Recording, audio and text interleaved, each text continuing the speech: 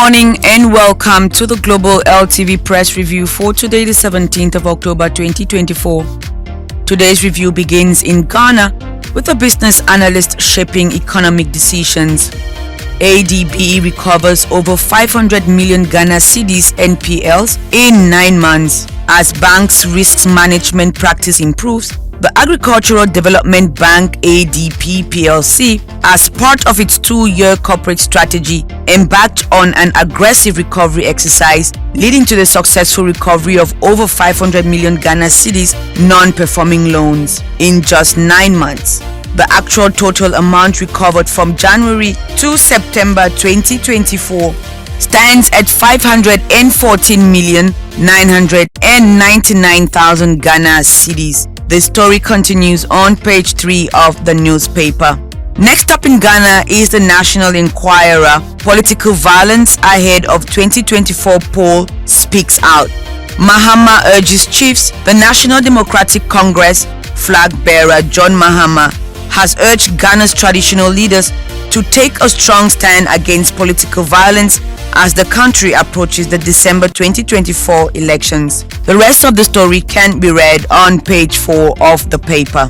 Still in Ghana, Supreme newspaper talks NAPO expresses satisfaction over current unity among Akwatai NPP ahead of elections. The new Patriotic Party NPP vice presidential candidate Dr. Matthew Opoku Prempeh has applauded the NPP leaders within the Akwatia constituency for uniting themselves ahead of the upcoming elections. The rest of the story can be read on page 3.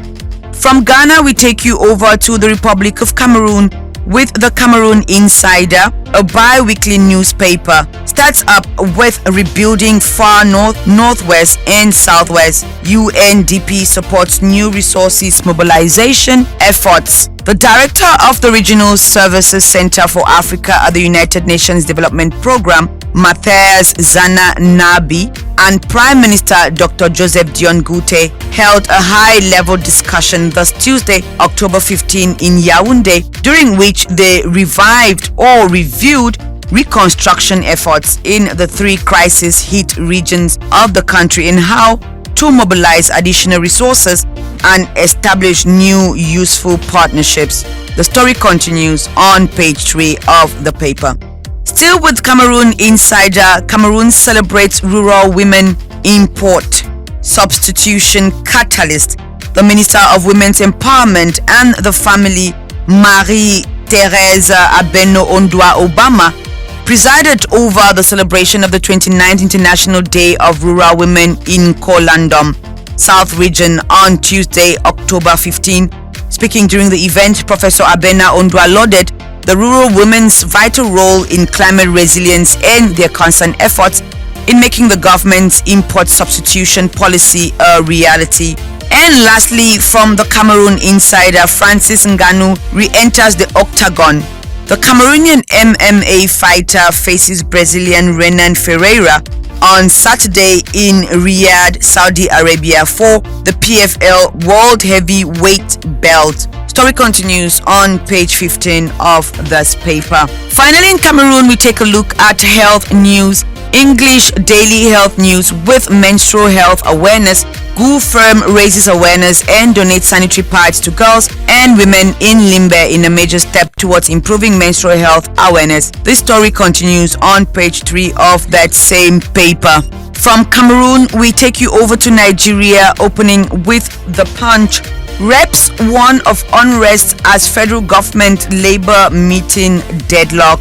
The House of Representatives on Wednesday cautioned that the recent hike in fuel pump prices could trigger social unrest. The Green Chamber handed down the warning as a meeting between the federal government and labor leaders over the increase in petrol prices ended in a stalemate on Wednesday.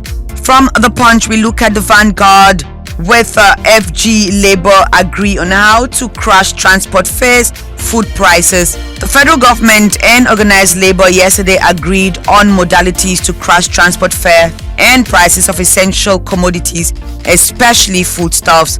This came on a day the House of Representatives asked the federal government to reverse the recent petrol price hike and take immediate steps to stabilize petrol and cooking gas prices through targeted interventions such as temporary price relief measures, tax reduction, or subsidies on LPG for low-income houses. And we end in Nigeria with the nation federal government offers 10 billion naira calm loan to facilitate CNG conversion.